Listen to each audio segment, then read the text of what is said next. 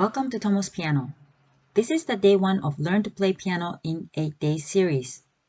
After this lesson, you'll be able to know the difference between classical and jazz piano and know the names of the keys on the piano.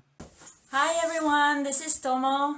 Today I'm going to talk about a little bit about piano for those of you who are beginners. So this class is not for the people who are pros or want to be pros. A lot of you who wants to start playing piano, that's not because you want to be a pro. I don't want to be a pro, but I can enjoy music and so can you. And I just wanted to teach a little bit so that anybody can play. Most of you probably have that one tune that you want to play in front of your family and friends and wow them at the gatherings or friends party. And that's what we're going to try to accomplish. So today I'm going to cover 3 things. The first one, I'm going to talk about the difference between classical and jazz music. And second, we need to get to know piano, right?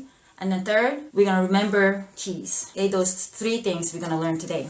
Now, the difference between classical and jazz piano. I did classical piano for 10 years, and I have no idea what are the differences between classical and jazz. And basically, to play classical piano, you need to be able to read music. And that's all I knew. So I thought it's critical to be able to read music in order to play piano. For jazz playing, it wasn't the case. For the classical piano, you see scores like this. You read this way, right? And this top line is the right hand. The bottom part is the left hand. And you read each note and play as the score is written. You see how you have to be able to read notes and know the beats. This is the classical music. Now, here is what the jazz music look like. This is actually salsa, but it looks like kind of like this. If you see, the jazz music has beats. Those are beats, and all they have is the chords. F7, B flat, minor, I think. Yeah, E flat 7, A flat. Those are chords, and they don't have notes.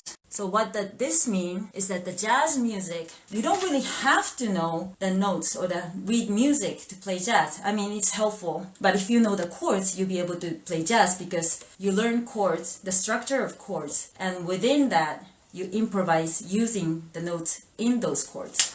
So that's what happens between classical and jazz music. So now that you have a basic idea of classical and jazz music, start talking about piano. This whole piano, this is a keyboard, but bear with me. From the bottom, the lower note, all the way, and then it goes all the way to the higher note. So in piano, this is up, this is down. And you notice the pattern. There's 3 black keys here, 2 black keys, 3, 2, 3, 2. Those are the patterns. If you listen closely, you start to notice these notes repeat itself. Okay, so let me just demonstrate. If you notice this,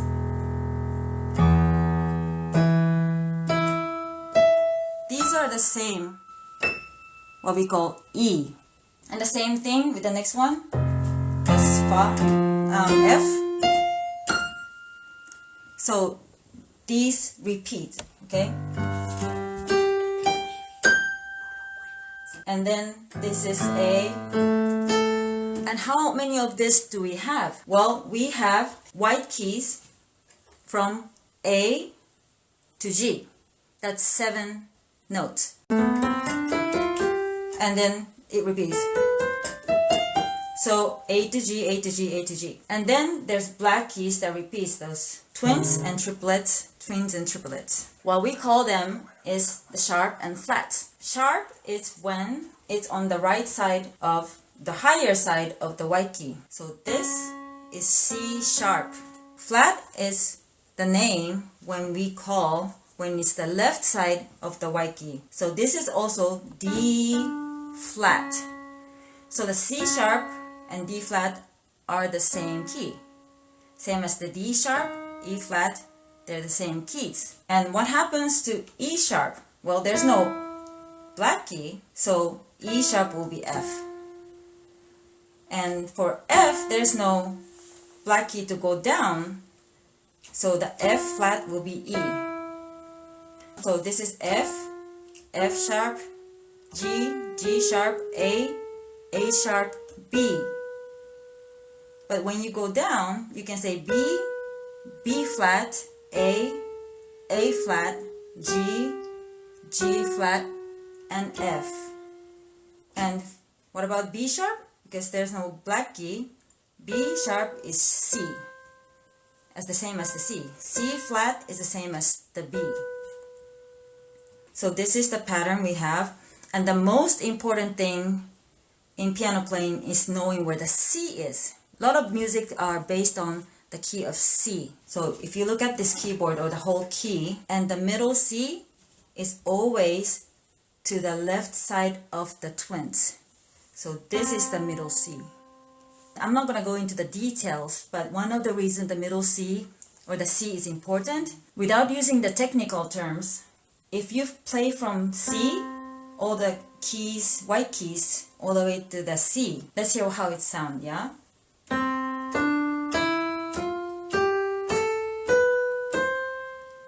So that's do, re, mi, fa, sol, la, si, do.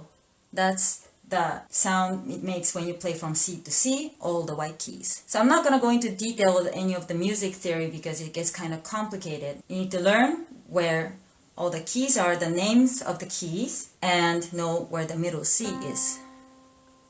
So I think that's kind of covered a lot of things today. The difference between classical and jazz. And you got to know the piano, how it's structured according to the pattern. Basically, the pattern is 7 white keys, 5 black keys, which is 12 keys total. So it's the pattern of 12 keys throughout the piano. So that's it for today. It was just a short lesson. So I hope you got something out of this. Thank you.